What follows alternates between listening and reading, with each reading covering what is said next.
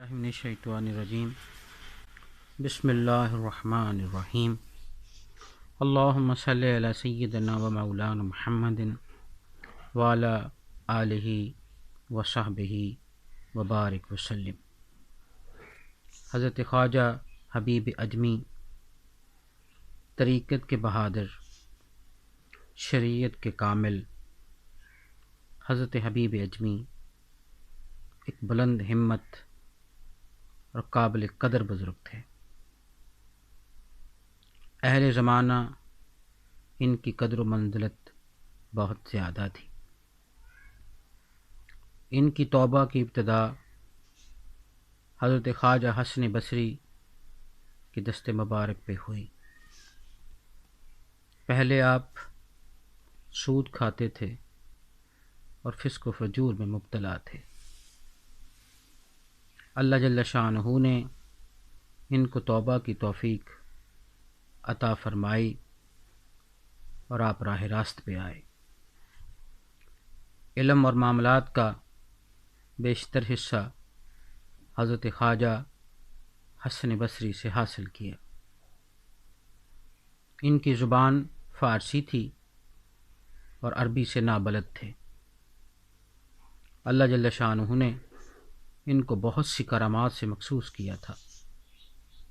ایک روز آپ نماز سے شام ادا کر رہے تھے کہ خواجہ حسن بصری ان کے حجرے کے پاس سے گزرے تو تکبیر نماز کہہ کر نماز میں شامل ہو گئے، مگر جب آپ نے دیکھا، آپ کی کرت سنی کہ آپ عربی زبان کو صحیح طرح سے ادا نہیں کر سکتے تو آپ نے نماز توڑ دی۔ خواجہ صاحب نے رات کو خواب میں ذات باری تعالیٰ کو دیکھا اور پوچھا،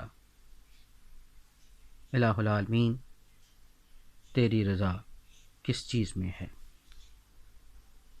ارشاد ہوا، اے حسن، تجھے میری رضا کا مقام ملا مگر تو مستفیض نہ ہو سکا۔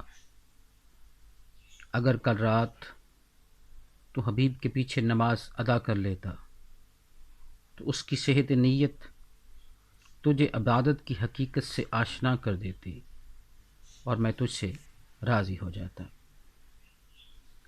اور مشائخ طریقت میں یہ بھی مشہور ہے کہ جب خواجہ حسن بصری حجاج کی پاکڑ دھکڑ سے بھاگ کر حبیب کے حجرے میں پناہ گزین ہوئے تو حجاج کے سپاہیوں نے حضرت حبیب اجمی سے پوچھا، کیا تو نے حضرت حسن بصری کو کہیں دیکھا ہے؟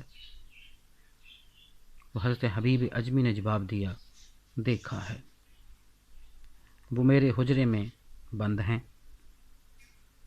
سپاہی حجرے میں گئے، وہاں کسی کو نہ پایا اور سمجھے کہ حضرت حبیب اجمی نے ان کا مذاق اڑایا ہے اور آپ پر سختی کی۔ حضرت حبیب اجمی نے قسم کھائی، وہ دوبارہ حجرے میں گئے، پھر واپس آئے، پھر تیسری بار حجرے میں گئے، تلاش کیا مگر خواجہ حسن بصری کہیں نظر نہ آئے۔ جب سپاہی واپس چلے گئے تو خواجہ حسن بصری حجرے سے باہر نکلے اور فرمایا، اے حبیب اجمی، تیری برکت سے میں کسی کو نظر نہیں آیا، مگر تو نے ظالموں کو کیوں کہا کہ میں حجرے میں بند ہوں؟ تو سیدنا حبیب اجمی نے جواب دیا، یہ میری برکت نہ تھی، صرف سچ بولنے کی برکت تھی۔ اگر میں جھوٹ بولتا تو شاید ہم دونوں رسوا ہوتے۔ اس قسم کی ان کی بہت سی کرامات مشہور ہیں۔ ان سے پوچھا گیا کہ اللہ کی رضا کس چیز میں ہے؟ اس دل میں جس میں نفاق کا غبار نہ ہو۔